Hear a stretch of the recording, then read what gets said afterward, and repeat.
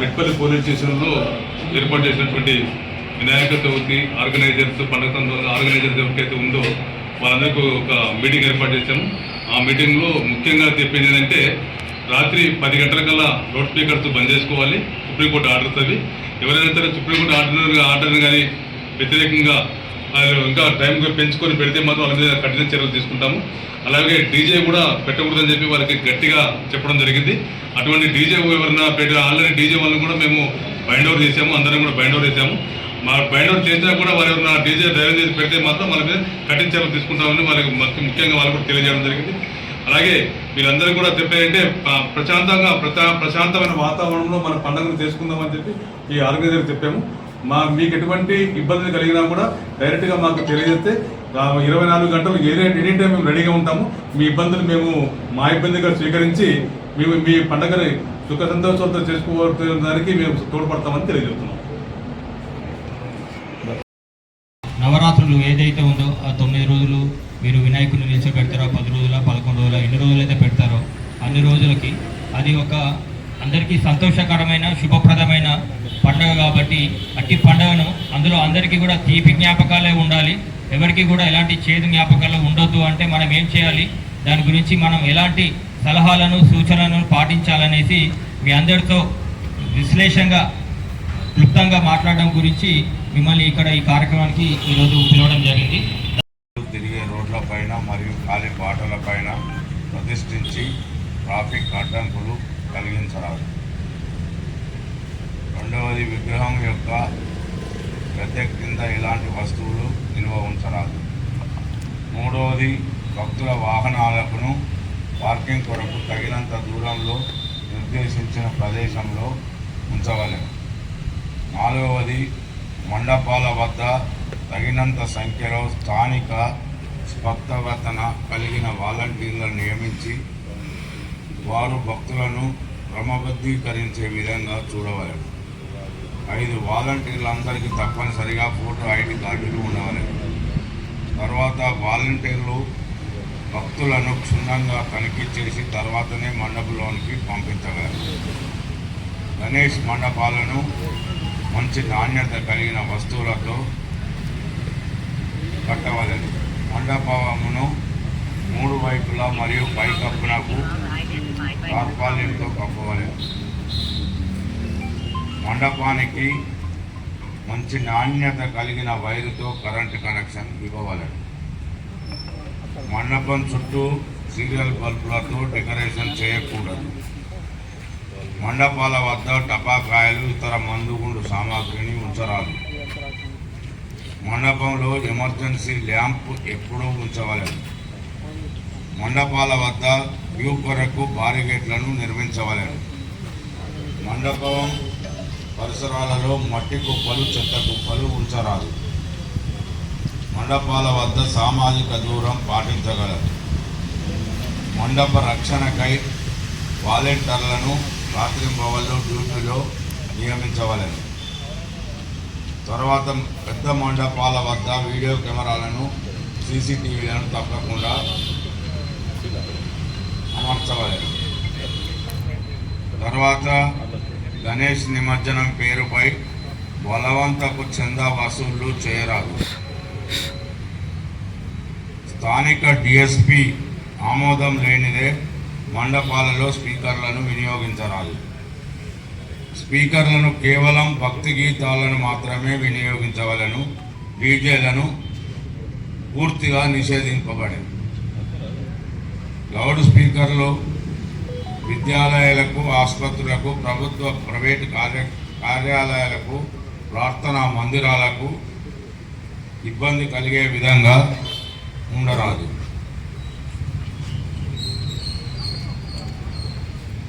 ఊరేగింపు నిమజ్జనానికి సంబంధించి నిమజ్జనం కొరకై వచ్చిన వాహనం మంచి కండిషన్లో ఉంచవలెను. స్థానిక డిఎస్పిఓ గారు ఇచ్చిన సీరియల్ నంబర్కు వాహనానికి ముందు కనిపించే విధంగా అతికించవలెను. లౌడ్ స్పీకర్లను వాహనానికి బిగించరాదు. వాహనములలో నిర్దేశించిన విగ్రహాలను మాత్రమే ఉంచవలెను. అపరిచితులను ఇచ్చిన విగ్రహాలు తీసుకోరాదు.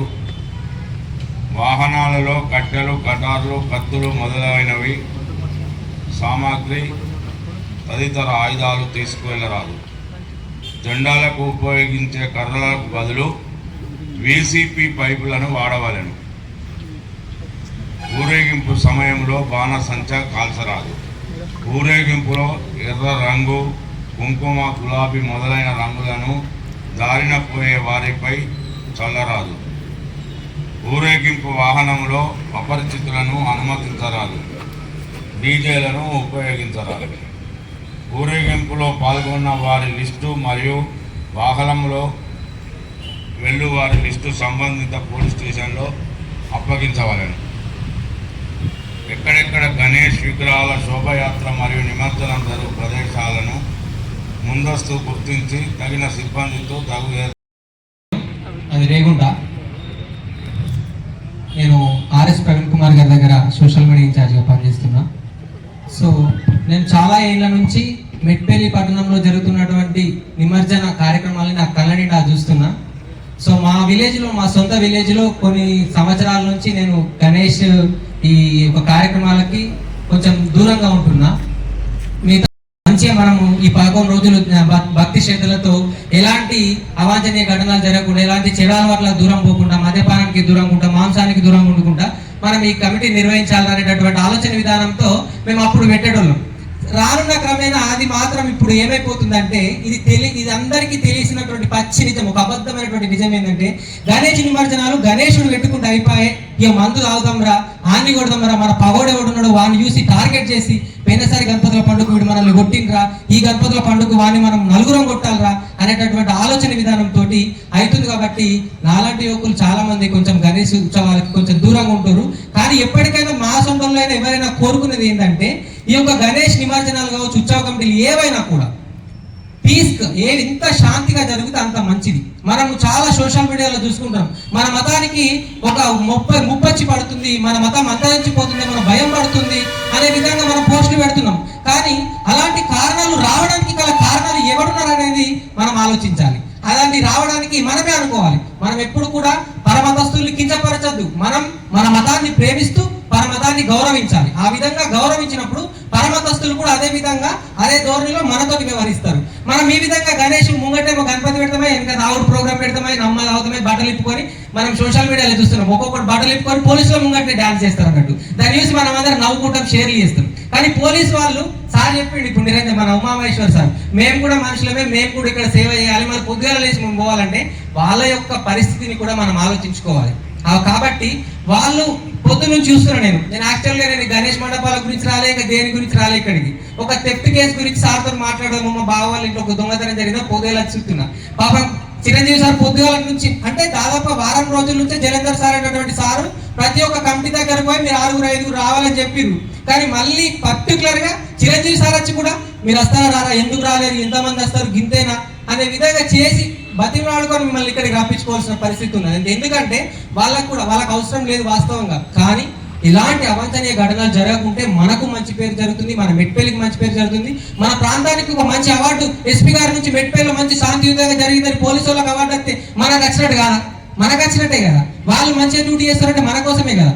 కాబట్టి దీని అన్నిటినీ కూడా దృష్టిలో ఉంచుకొని మనం ఈ కార్యక్రమాన్ని చాలా అద్భుతంగా నిర్వర్తిస్తే చాలా మంచి జరుగుతుంది. అదందరూ కూడా మనం దృష్టిలో ఉంచుకుందాం, పరమత సారాన్ని పాటిద్దాం, పరమతస్తుని అస్సలు కించపరచొద్దు, మన మతాన్ని ప్రేమిద్దాం, పరమతాన్ని గౌరవిద్దాం. అదేవిధంగా నేను పోలీసు వారు కూడా, నేను చిన్నోనే కావచ్చు, ఒక చిన్న విన్నపం ఏం చేస్తున్నానంటే, సార్ వాస్తవంగా నిమజ్జనం సమయానికి కావచ్చు, ముందు కావచ్చు, వయసులని బంద్ చేస్తారు, చాలా బంద్ చేస్తారు నాకు తెలుసు.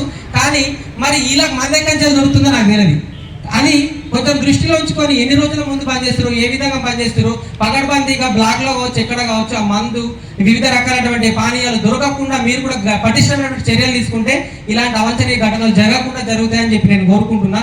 రాబోయే తరానికి, ముఖ్యంగా మనం రాబోయే తరాలు మాత్రం చెడగొట్టద్దు. చాలా చూస్తున్నాం మనం, ఎన్నో మానభంగాలు, రేపులు, చిన్న పిల్లల్ని కూడా విడిచిపెట్టంగా.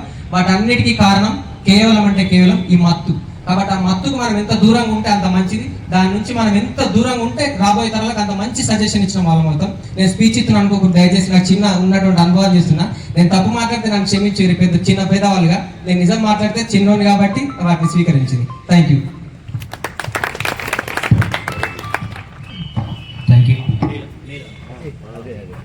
యూ అజయ్, చాలా చక్కటి నీ సందేశాన్ని మరియు నీ అనుభవాన్ని ఇక్కడ ఉన్న వీళ్ళందరికీ కూడా వివరించడం జరిగింది. అజయ్ చెప్పింది ప్రతి ఒక్కటి కూడా వాస్తవం.